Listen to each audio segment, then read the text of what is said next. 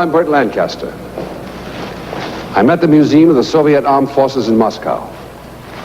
This log hut was one of many built and occupied by Russian partisans during the unknown war on the Eastern Front. The secret, deadly operations carried on behind Nazi lines by these civilians is a story that should be told. When Napoleon invaded Russia in 1812, he captured Moscow. But Russia's men and women, banding together behind his lines, turned the French invaders' lives into a living hell. The same thing happened in 1941, when Hitler's legions smashed into the Soviet Union. Vast areas of Russian land fell into their hands.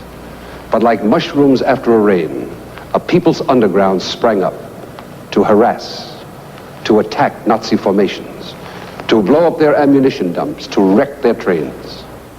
The partisans operated everywhere, in the deep forest and marshes of Belarusia, in Odessa, where they set up an underground command post in the city's catacombs. On the shores of the Black Sea, a group of young people carried out operations against the Nazi invaders until the last member of the partisan band had been captured or shot. Nowhere were the Germans safe from the attacks of the Soviet partisans. The Russians called these underground soldiers the People's Avengers, and thousands of them paid for their heroism with their lives. Our story, Partisans, the guerrilla war.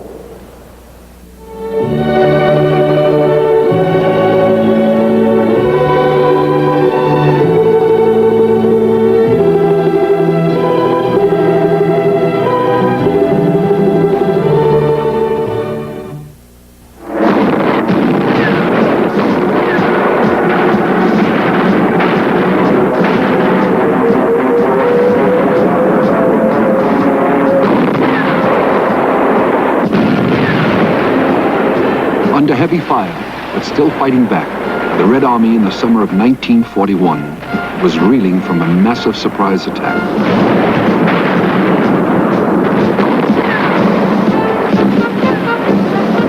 All along Russia's European frontier, the Nazi horde was flooding its way deep into the plains.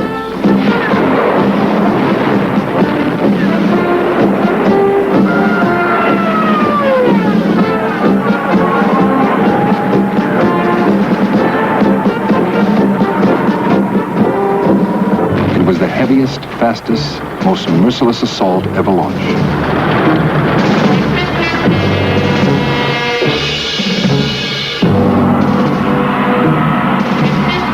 It swept through the farms of the Ukraine and Belarusia, heading for Kiev, Smolensk, Leningrad, Moscow, intending the utter extinction of the Soviet state and the Russian people.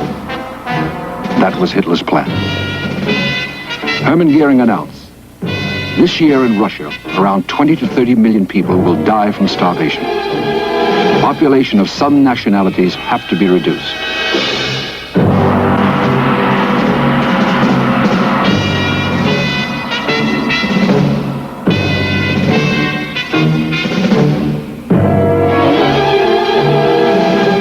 The Germans moved in as if taking over their birthright. They were kind to animals for the benefit of the newsreels to be shown back home. Though sometimes it was difficult to find any animals to befriend.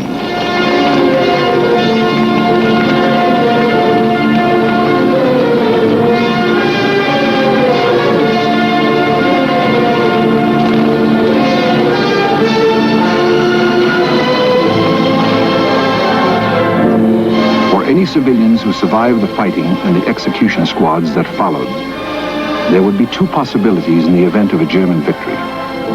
They would be herded to Siberia, or, if they seemed Nordic enough, they would be absorbed into Germany. Their land and their goods would belong to the Thousand-Year Reich.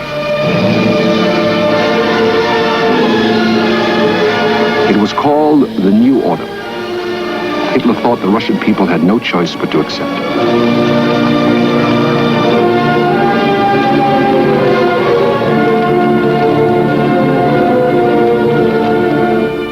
There was a choice, a grim and dangerous choice, and many took it.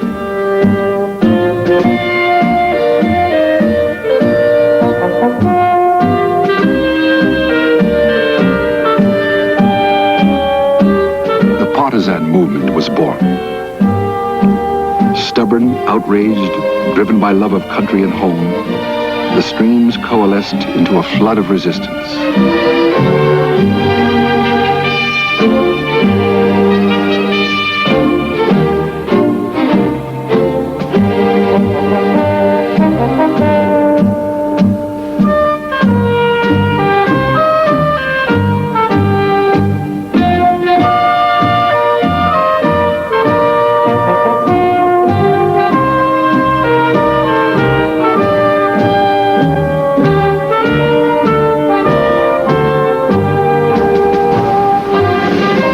Joined by soldiers of the Red Army and party members who had escaped the encirclement. They knew their struggle would be long and deadly. The Germans had made it a war of extermination against the partisans. The first partisan martyr, Zoya Kosmodemyanskaya, was an 18-year-old girl.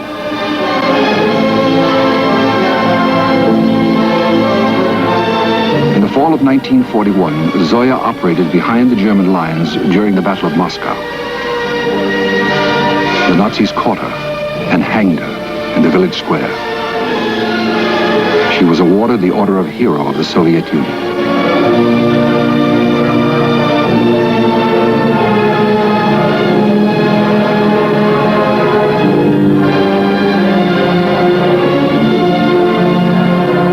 By winter, the partisans had become a formidable, organized force.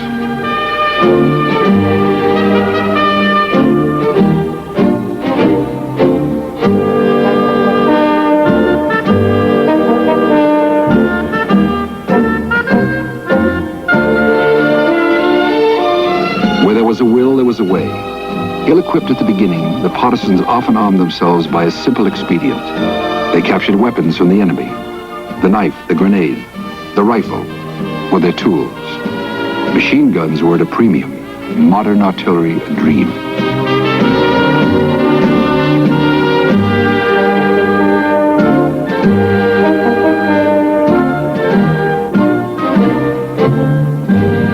Their main strength was their absolute commitment. They made an oath.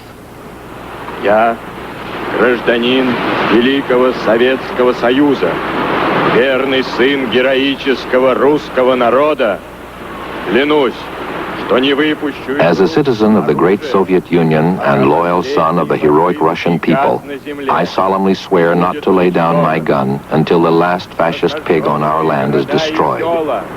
За смерть детей наших, за пытки, насилие и издевательство над моим народом, я клянусь мстить жестоко, беспощадно и неустанно. For the burned towns and cities, for the death of our children, for the torture, the violence, and humiliation to which my people have been subjected, I swear to retaliate ruthlessly and tirelessly, blood for blood, death for death. Советский народ — рабство коварного фашизма.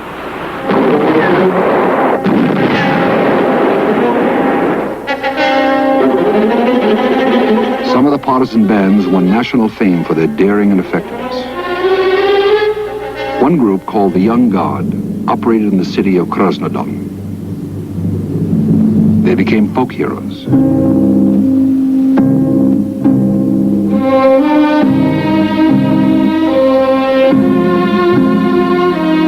In the end, the Nazis caught them, tortured them, and finally executed them.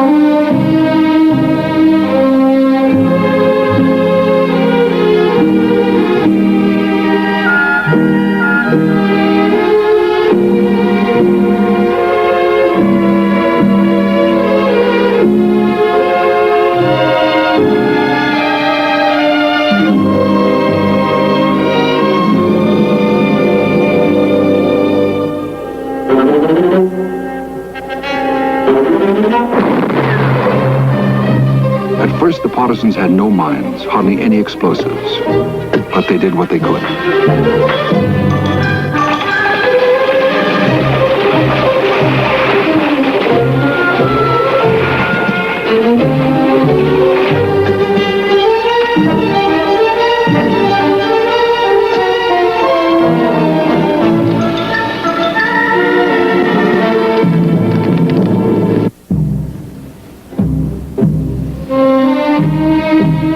partisan commanders were called Batka, father. This is Mine Batka.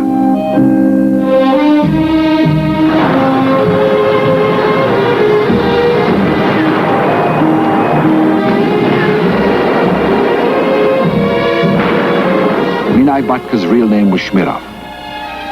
The Germans had burned his home. They shot his children as hostages. His daughter Liza, his sons, Seryosha and Duna, and the 2-year-old Misha.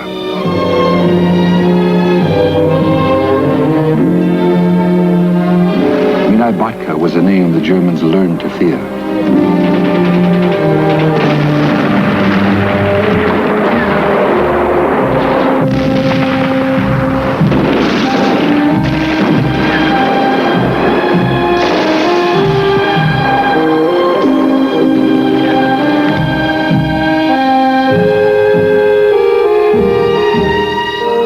Families joined the partisans en masse. These are the Ignatovs. Father commands. Mother Yelena is the head nurse.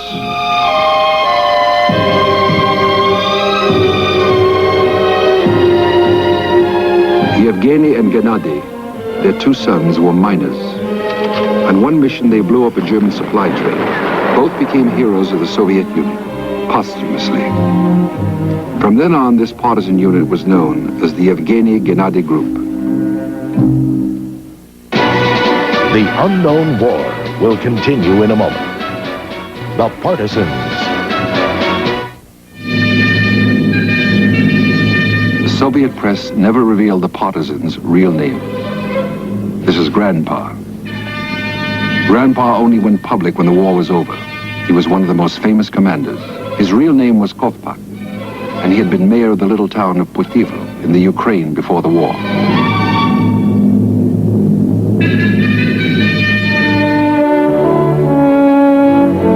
Smaller partisan groups came together to exchange information and coordinate plans. Steadily, their movement grew in size, power, and effectiveness. The forests were their preserve. The Germans dared not enter, except in great force.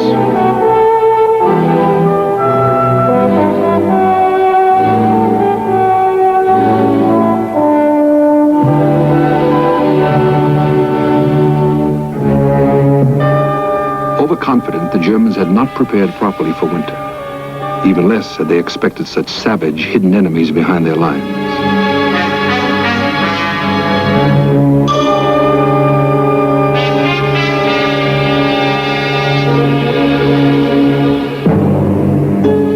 All along their supply lines, the Germans dug in.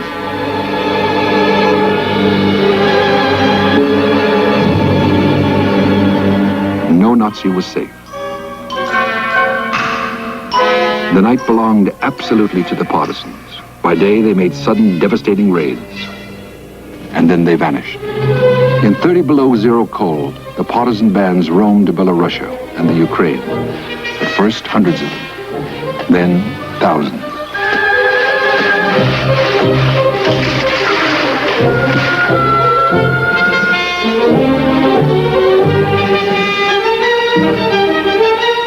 As the war went on, the partisans were more and more able to work directly with units of the Red Army.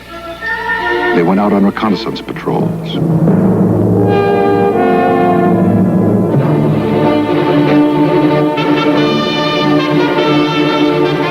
And acquired information from German soldiers, dead or alive.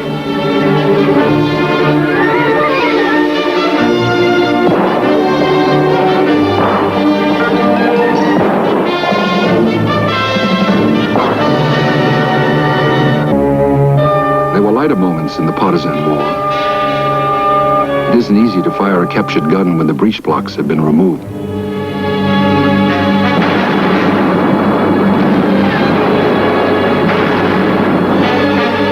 German prisoners were not reluctant to talk freely. They were terrified, fearing punishment for their own excesses. By the second year of the war, the partisan intelligence network had become very large and efficient, and a boon to the Red Army.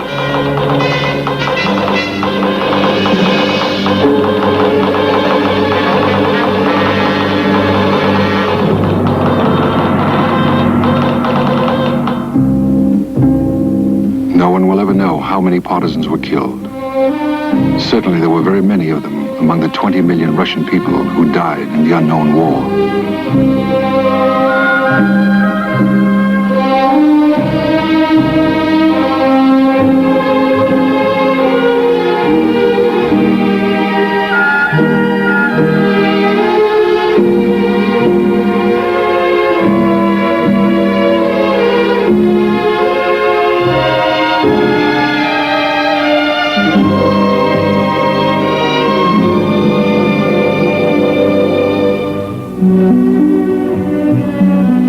Combat photographers with the Partisans, two of them women, Otilia Reitzman and Maria Sukhova.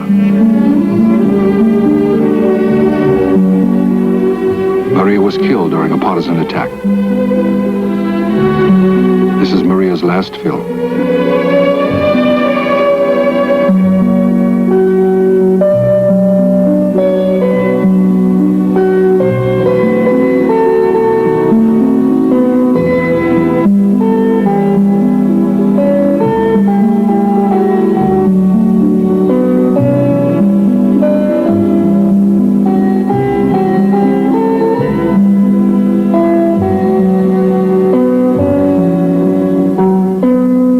Life in the forest was basic. Clothing, shoes, food were almost non-existent. Hunger and cold were their constant companions.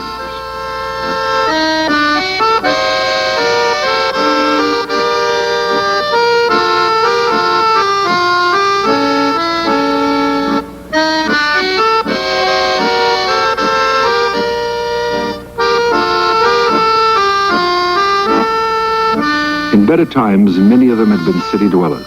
In the wilderness, cut off from all the convenience they had known, they had to learn a wholly new life.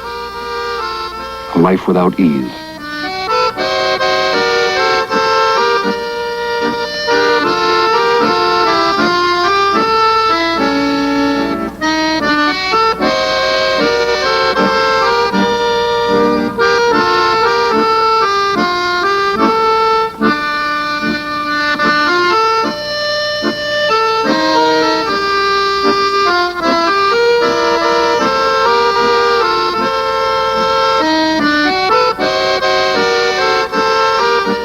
Their makeshift hospital had no medical supplies or equipment.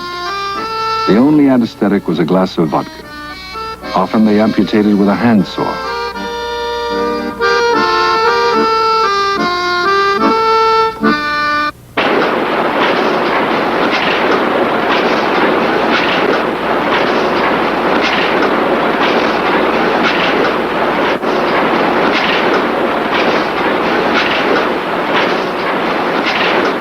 News was life. The partisan presses printed newspapers and leaflets for the people of the occupied territories. If a civilian was caught with one of them, it was a death warrant.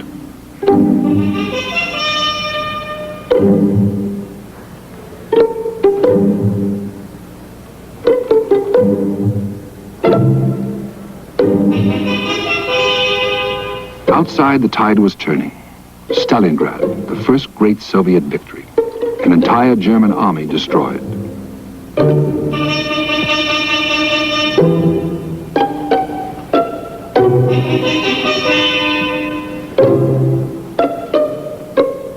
Far off in the Pacific, the United States Navy was battering the Japanese. In North Africa, the British were hammering Rommel's Afrika Korps. On the Volga, two German armies were being ground down by the Red Army. Partisan news was posted at the risk of life.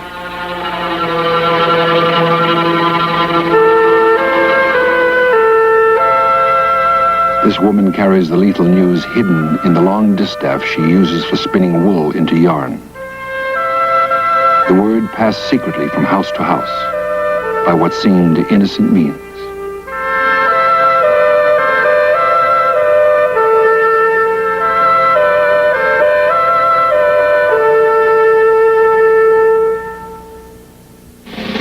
The Unknown War will be back after this.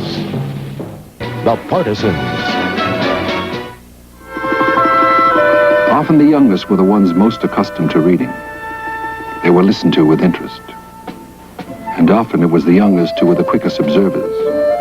If they were caught, their age made no difference.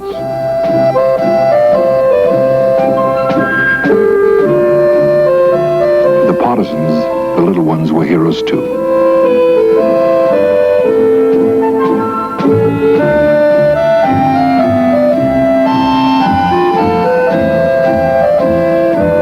There were no comforts. Milk was a luxury. Bread was a treat. They didn't know what it was to have a full belly, but they knew they were loved.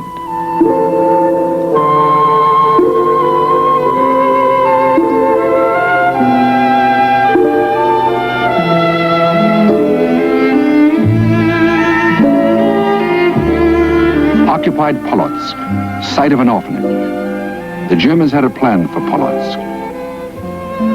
Word of it came to the partisans and they acted at once. The German idea was to send the orphans to an experimental laboratory for use as human guinea pigs. The partisans evacuated the children far to the rear by the fastest means available.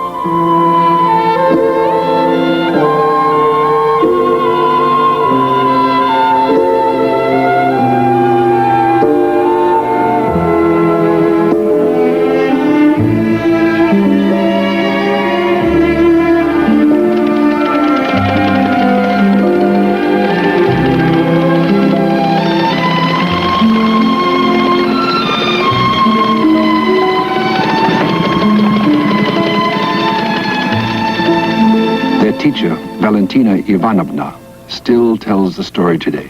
Только мы сели в самолет, поднялись. Значит, слышим. Just as we boarded the plane and took off, we heard shooting. I couldn't tell how long we'd been in the air, but suddenly we landed with a thud and bumped along the ground. There were 9 of us. One of the older boys, Volodya Shishkov, just about your age, jumped up and began shouting, "Valentina Ivanovna, our plane is on fire." We began rescuing the children, and when some of them got out, their clothes caught on fire. I remember well how one boy's coat caught fire. It was such an old and ragged coat. And the same thing happened to a little girl. We pulled them all out and began to help the wounded partisans we had with us. When we dragged them a distance from the plane, the gas tank blew up and the whole plane caught fire. Then we wondered where the pilot was. We started looking for him. About 30 yards from the plane, we saw him. Sasha Mamkin, terribly burned all over. Mamkin's hands were burned. His face was all burned. And he was dead. But we were alive. No, we'll never forget that pilot Mamkin. Whenever I remember him, I get upset. Но летчика Мамкина никогда в жизни не забудем.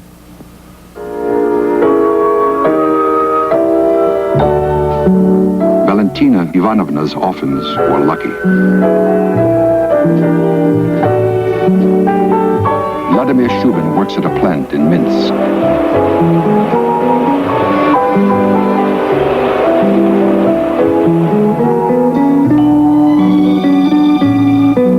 Anna Shevnova is a nurse.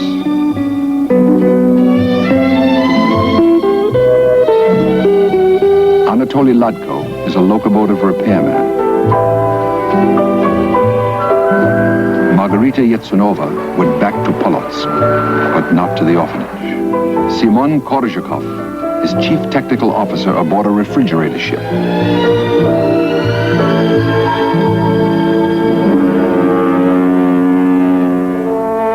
In late 1942 and early 1943, much of European Russia was occupied by the Germans, over 6 million of them. But the partisans were everywhere, in every republic, in every region, hundreds of thousands of them.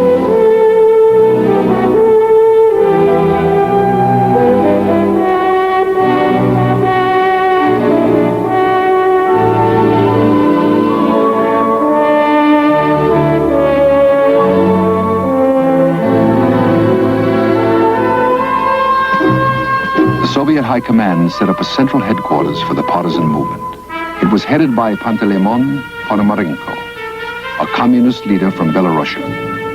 Ponomarenko coordinated partisan strategy and tactics, liaised with the Red Army, and delivered weapons, medicines, ammunition, explosives, doctors, food, sabotage experts.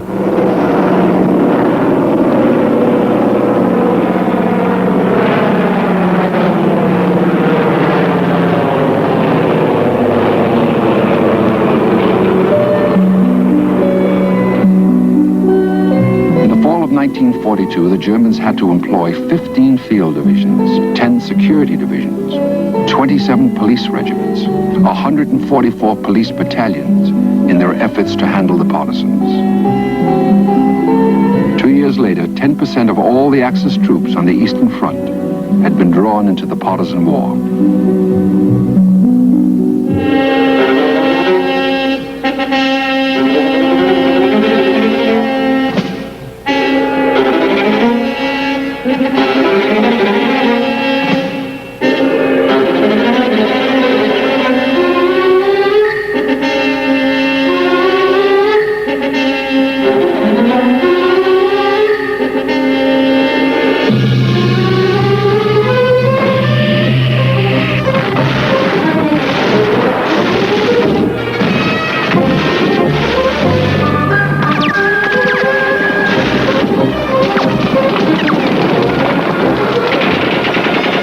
Ponomarenko claimed that by July of 1943, the partisans had killed 300,000 Germans, 30 of them generals. They had destroyed over 3,000 bridges, over 1,000 tanks, nearly 500 aircraft, nearly 400 cannon, and 4,000 trucks.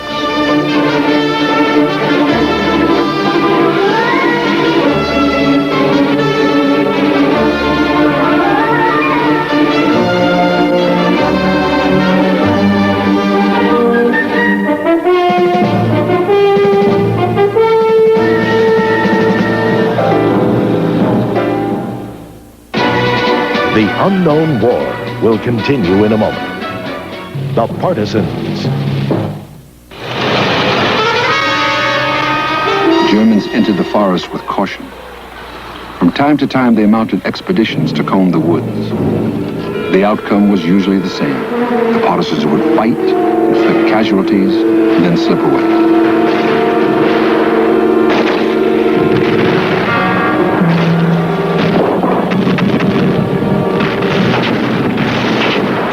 Frustrated, the German SS burned neighboring farmsteads and the innocent old men, women, and children inside.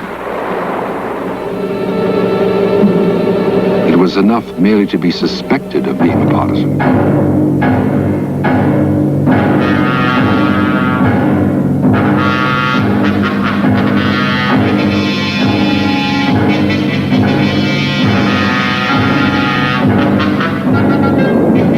German High Command ordered the most extreme measures.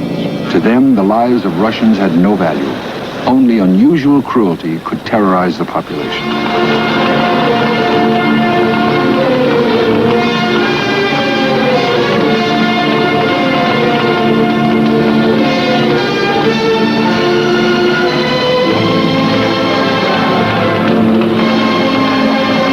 The means of execution, the Germans believed, should further the terrorizing effect. In all, the Germans killed over 4 million people in the Ukraine alone.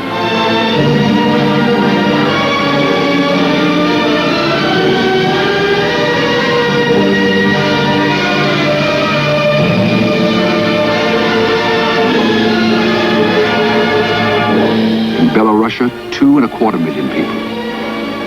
And 209 cities and 9,000 villages burned to the ground.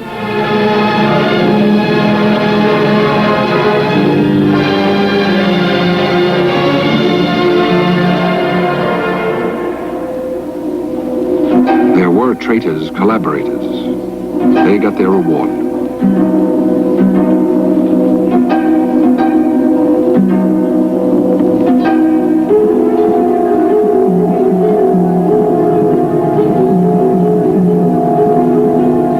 A court-martial among those they had betrayed.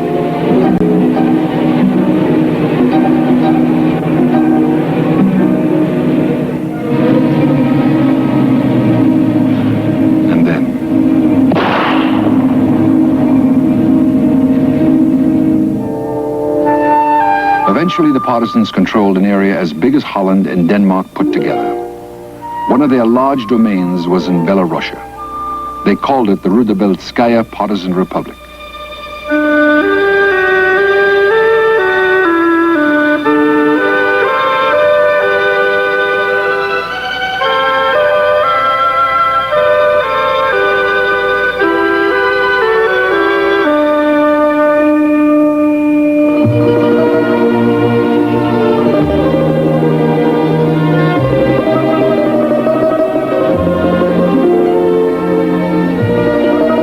partisan lands, things returned pretty much to normal, or as normal as they could be when there were Germans all around them.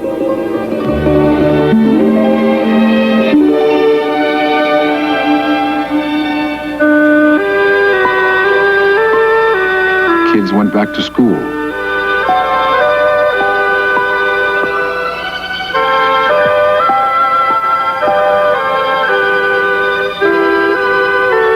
The presses rolled again, keeping up morale with news of the Red Army's latest victories.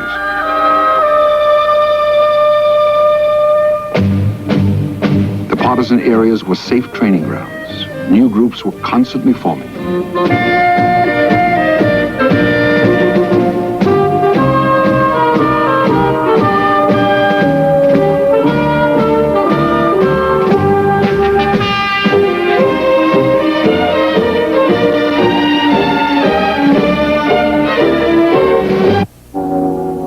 Germans still controlled the main communication centers and force. This is Minsk, the capital of Belarusia. Before they were ejected, the Nazis killed 300,000 people in the vicinity of Minsk in reprisal for acts of resistance.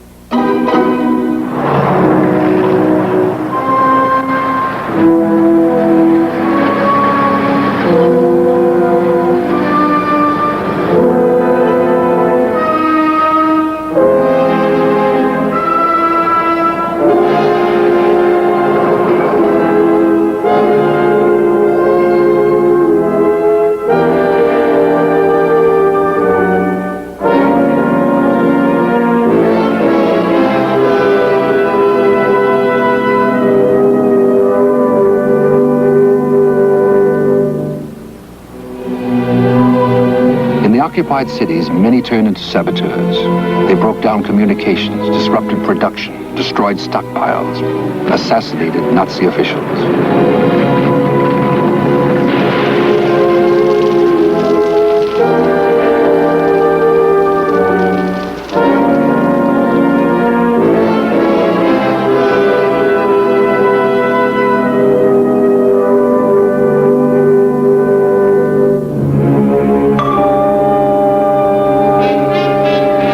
Borders were a daily feature of the local German newspapers.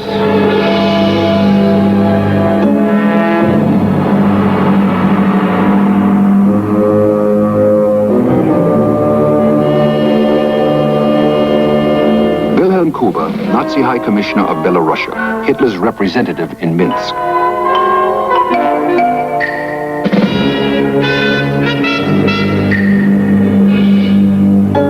Let their brains turn to ice with terror, Kuba had said, when they hear the name of Wilhelm Kuba. As High Commissioner, Kuba had been hangman and slave master, responsible for repressing acts of resistance, for supplying factories of Germany with a steady stream of cheap labor. One night, when Wilhelm Kuba went to bed, there was a time bomb in it.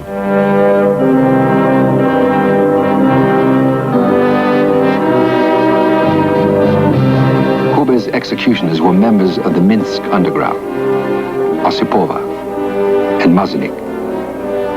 Mazinik was Kuba's chambermaid. She planted the bomb.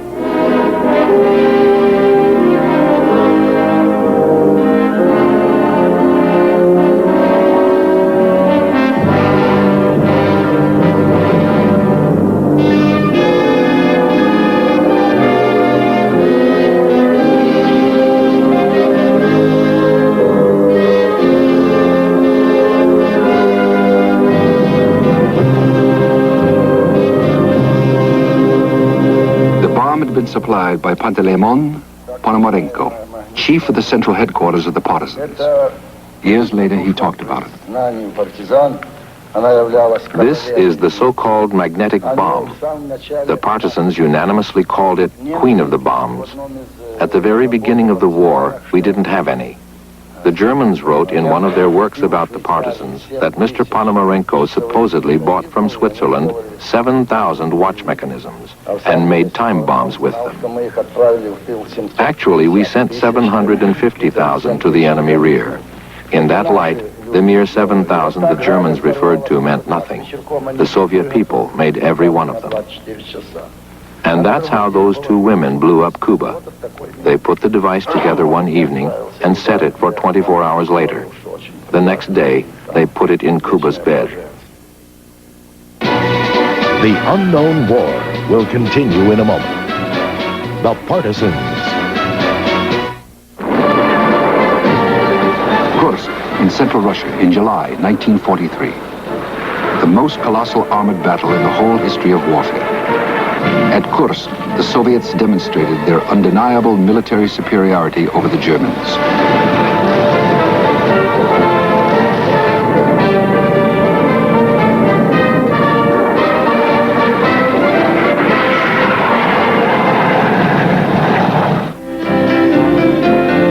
Preparations for Kursk took months. In support, central headquarters of the Partisans planned massive operations that became known as the Railroad War.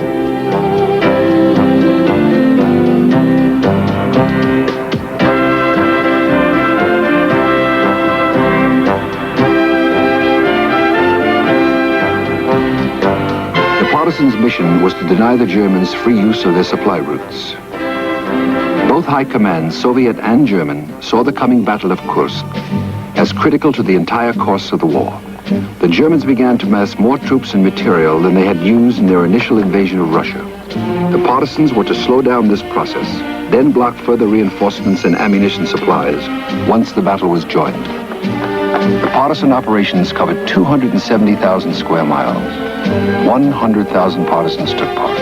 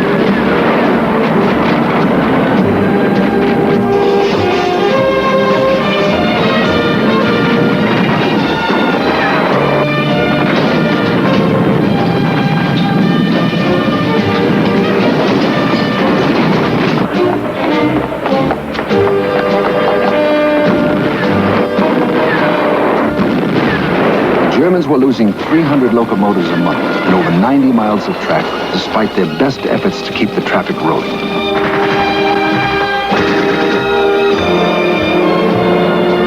They tried terror tactics, shooting indiscriminately. Then the Partisans returned, and the tracks were destroyed again. At the end of 1943, with the Red Army pressing harder and further to the west, the role of the Partisans as important auxiliaries was well established. They operated on a grand scale. Grandpa, Kovpak, was still very much in action. By now as commander of a large force that equaled conventional units in strength and effectiveness. The commissar of the unit was Rudnov. They operated from the eastern Ukraine into the Carpathian Mountains. Senior partisan commanders held the rank of general and acted as such.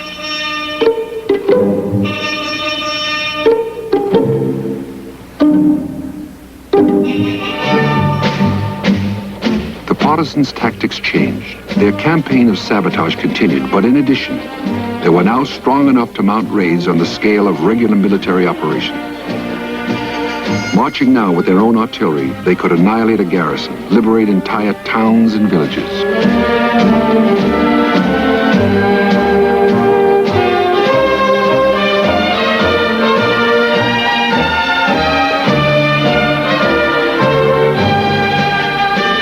Everywhere they went, they heard their countrymen's accounts of German oppression.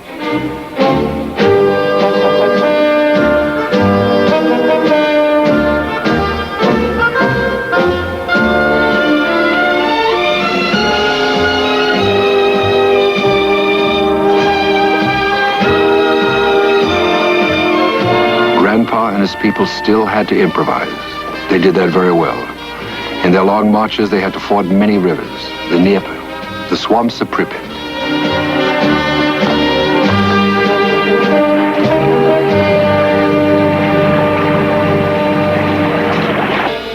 In the high passes of the south, by the side of mountain torrents across the flat plains of European Russia, among the icy forests of the north, the Partisans began to claim their inheritance.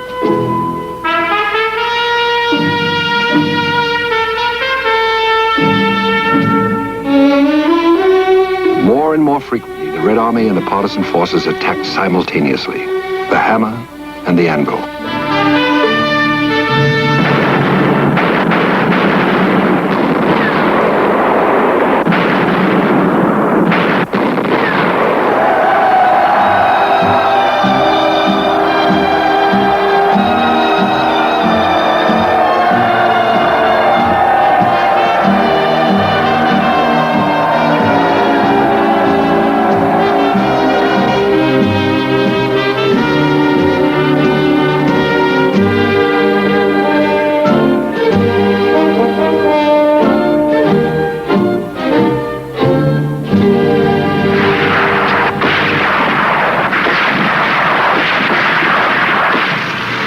Minsk at last, liberated by the Red Army and the Partisans together.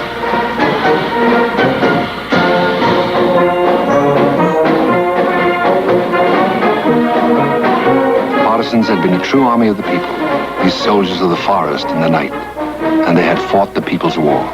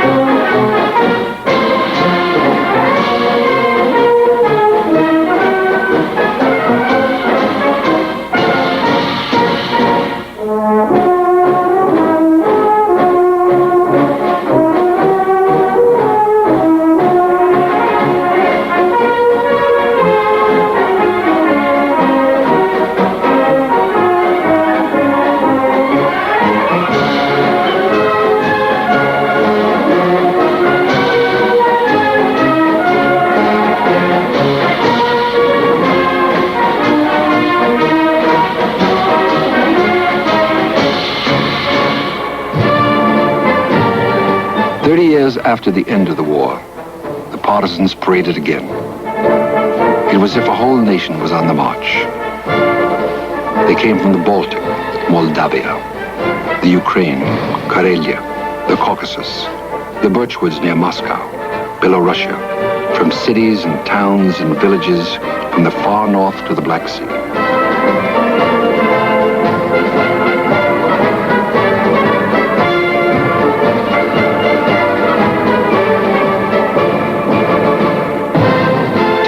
Gentled them, but time had not dimmed their deeds.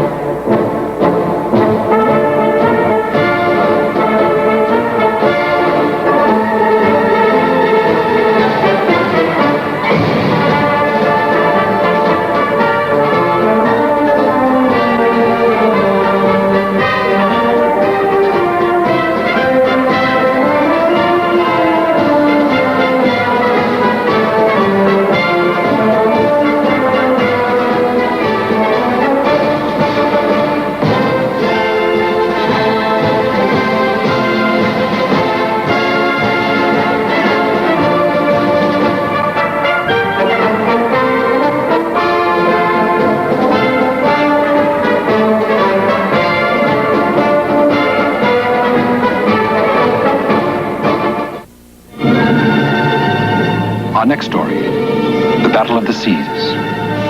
As the Nazis surged into Russia in 1941, the Soviet Baltic Fleet fought on from besieged Leningrad.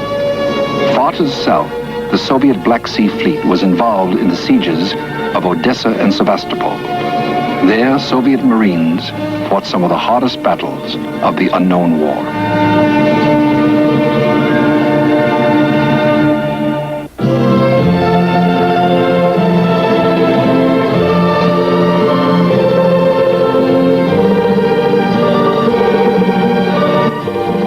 Tuesday on Biography, a profile of Germany's legendary desert fox, Erwin Rommel. Wednesday,